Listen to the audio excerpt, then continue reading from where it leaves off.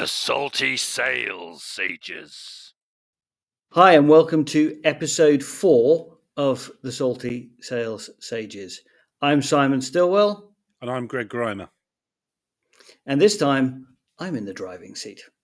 So, Greg, when you and I first met, you were helping us through delivering really high quality leads with your colleague, Mike O'Hara.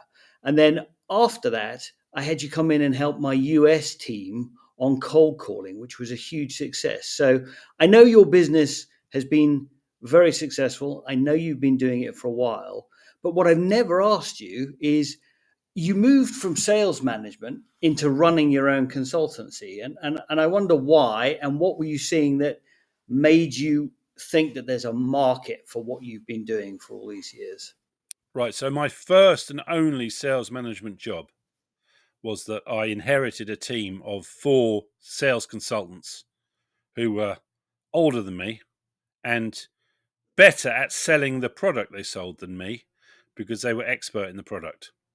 So they were selling software to banks.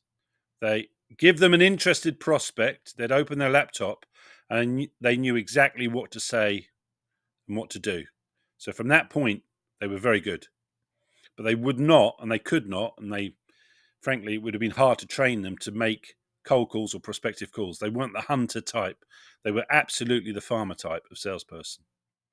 It's interesting because I always think of farmers as being salespeople that work with existing accounts rather than salespeople who are out there finding new business. So, Well, were they you in a didn't sort of find new business, and that was the problem. That's why I was brought in. So so they were supposed to when be hunters, but they just didn't know what they were doing?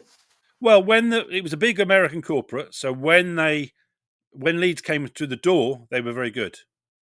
When they found someone through an introduction, very good. Yeah. So they were farmers in that sense. They had to start with an interested seed and they could nurture that seed, grow it, and turn it into a sale with a pretty high success rate, over a third. But they couldn't go out and beat the sticks and find any wild animals in the jungle. They just were not those kind of people at all. Okay. Now, So it was an American company with an attitude of you should do that. That's the way we do things. But I was running things in Australia, and the people they'd hired weren't those people, and the product was complicated enough that to rehire people and train them and get them up to the speed of these people in terms of their ability to sell when the customer was interested would have taken 3 to 4 years at least. So it was a non-viable proposition to do that. I took a very unusual step of I thought I'll make the prospective calls for them. I'll generate the pipeline for them because from that point I can leave them to go on their own devices, fly off, and these deals will close because historically the business they've got, they have closed. And it worked really well. But it was extremely countercultural at the time in that American company to do that. And it was very much doubted that I would succeed, but I did succeed. yeah. So your business focusing on helping salespeople really get out there and prospect is really useful for smaller businesses, which is where you and I, where we used you and your skills. They were both small businesses, one very, very small startup, and the other one well known in the UK, but not very well known here in the States. I think it's useful for smaller and medium-sized businesses because they have to get their value statement out to people who don't know it. And often Yeah, the smaller businesses and medium businesses tend to be doing more exciting, innovative stuff, right? It's useful to larger businesses because if they just rely on their marketing thing to bring leads in, they're only going to get a certain type of sales opportunity come through the door, right? They're going to get people who already know about them and they're buying them because nobody ever got sacked for buying IBM type reasons.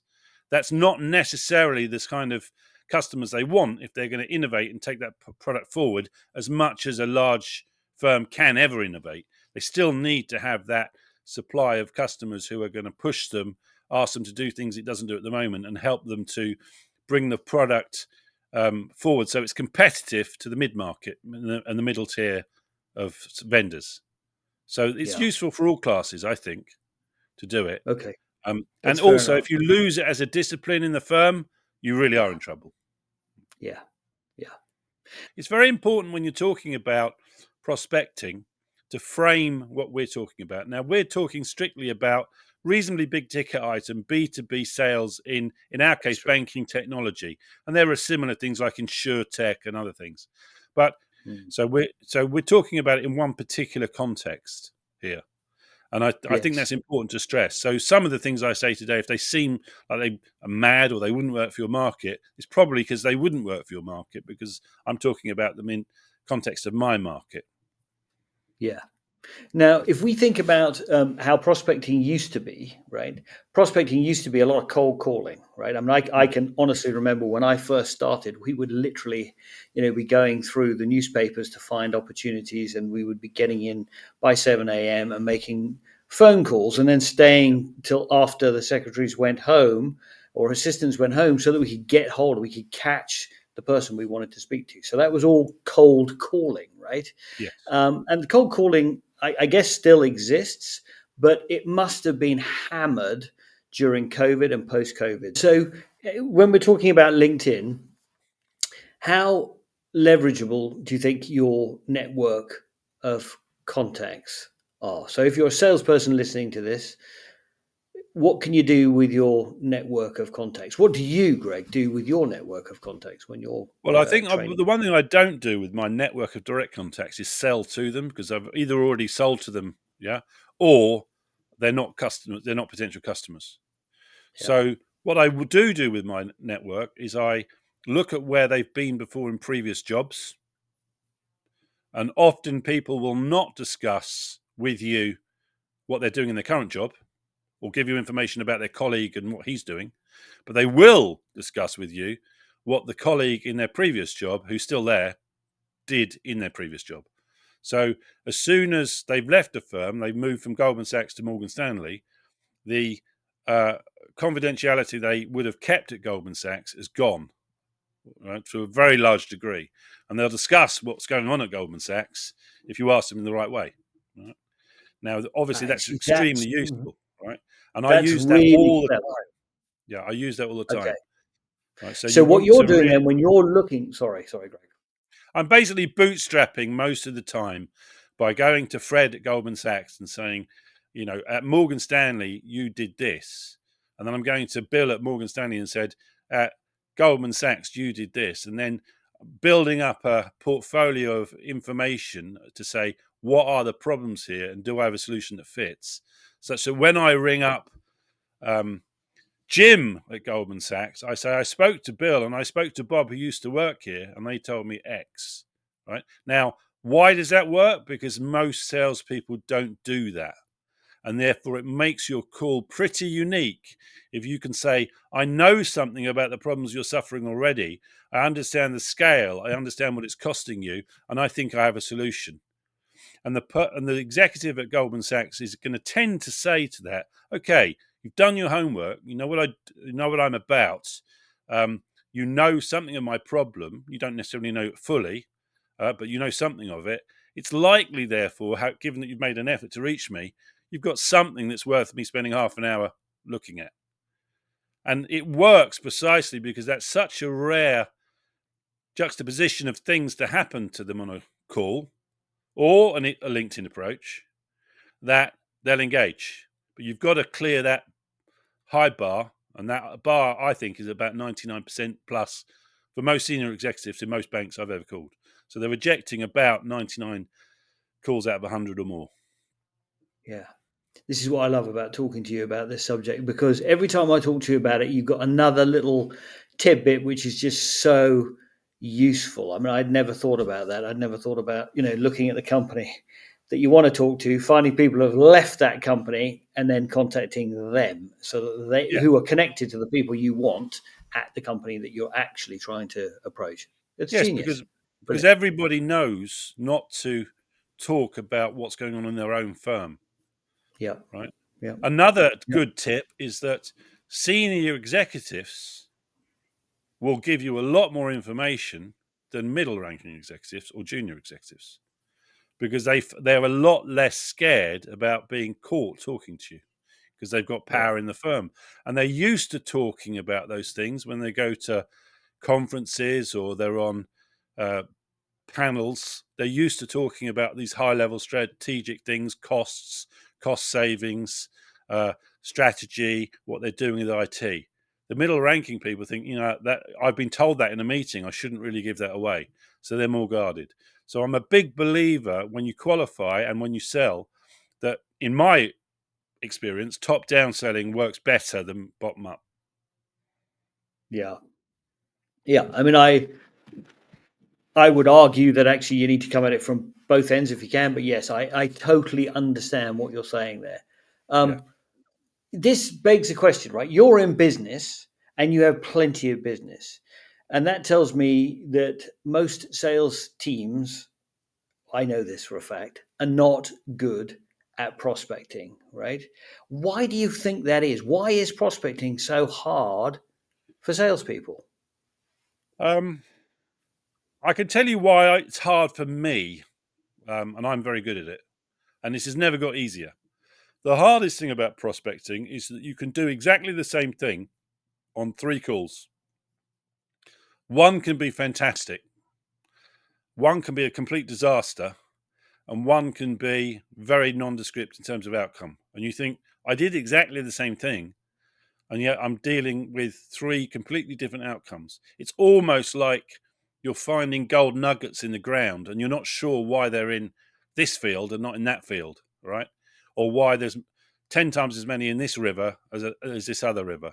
So there's almost a sort of black art side to prospecting that you never really fully get to grips with as to why it is. And therefore, there's never really a confidence of, I'm really very good at this, right? Other than the wider picture of, people have paid me for years to generate leads for them, so I must be doing something right.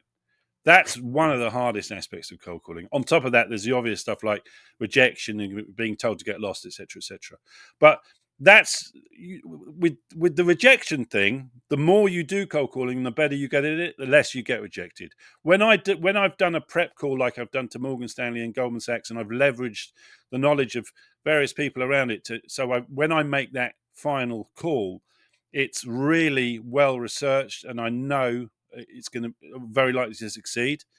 I'm never told to get lost ever, because it's not something you do when someone calls you in that way. So it always makes me laugh on LinkedIn when people say, I never respond to a cold call, because I'm thinking to myself, I know so many people who said that to me, or even said it on LinkedIn, and I've worked out a way to cold call them and just disguise it as something else. And they love it. They love to be cold called if it's well done. So in terms of how do you see the future, right? Do you have a view? Because we keep seeing all the time AI. There are going to be AI SDRs. It's going to be, the salespeople in the SDR space anyway. Lead generation is just going to be delivered by AI bots. We've got this concept of personalization at scale, which seems to me the most ridiculous thing to say, but you see it all the time. So, how is, in your view, AI going to change that landscape? And does it help you, or actually does it replace you? Okay, so this is a massive subject, so I'm just going to focus on 2 things. Okay. I have an expression I always say when I'm training salespeople, which is all marketing happens on the margins, right? And that's to say, however you're marketing, whether it's billboard advertising, YouTube advertising, making a cold call, doing a reach in linked out, it's only ever in a very small number of cases that marketing is effective and it causes an engagement process to begin, right? Only ever in an exceptional number of cases. So the best marketers can take that from 1% to 10% or 30%, right? But no one's going to be 100%. So that's one thing. So I can't see how AI will ever be able to differentiate itself unless it's able to have so much information about Greg Grimer or Simon Stilwell that it can give us a super personalized, timely solution. So I've just cancelled my car insurance because my car got too old and I scrapped it.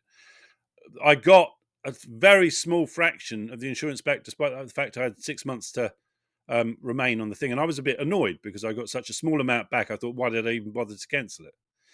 Had an AI approach an hour ago sense from data I was going to do that, and written to me and said, if you buy another car in the next month, which I'm highly likely to do because I buy cars all the time, if you buy another car in the next month, we'll let you fold this insurance in and you won't lose that amount of money you lose through the cancellation thing, which is about half the remaining policy. Yeah. I would, of course, react to that because it's timely, it's absolutely on point, right? And I would immediately, engage with that. So where AI could do that, I think AI cold calling and SDRs would work. But that's what it would have to do. And in order to do that, it would have to have very granular information. And that's if you think about it, that's exactly what I'm doing when I'm calling the guy from Morgan Stanley to find out about Goldman Sachs and Goldman Sachs to find out about Morgan Stanley. I'm looking for that super granular information that makes my call stand out. AI is going to have to replicate that same thing if it's going to work. Otherwise, it's just going to be another spam. I suspect it'll get there, right? I mean, there's a staggering amount of information that's out there, and if you're using a browser that, like a regular browser like Chrome or whatever, then the chances are everything you're doing is being tracked anyway. So I can Yes, and I see it think getting there. for certain things like car insurance, it could well get there. It could Yes, yes, it could sense that my car had basically gone kaput. I therefore needed to cancel insurance. I didn't immediately need a new policy on another car because I haven't bought one. And it could probably make that determination and give me a really good tailored approach, right? yeah, Knowing all of my, when you think about the hassle of putting your date of birth and your no claims bonus, if it had a good estimate of that and was able to sort of give me a quote for, let's say £300 a year, and I thought that's a really good deal, even if it went up to 360 by the time all the I's were dotted and T's were crossed, I would still want to buy it. So AI can work there, yes. yeah. All right, man. That was great. We'll revisit a lot of that, I think, in future episodes, but that was a good taster. Thank you so much, Greg. Great to see you. Great. And Thanks for joining us. Next week, we're going to be doing something for senior management focused on the valuation of firms and what you can do to improve the valuation within a 2-year time horizon of selling your firm. Thanks very much for joining us. That'll be a good one. Thanks, Greg. Bye-bye. Cheers.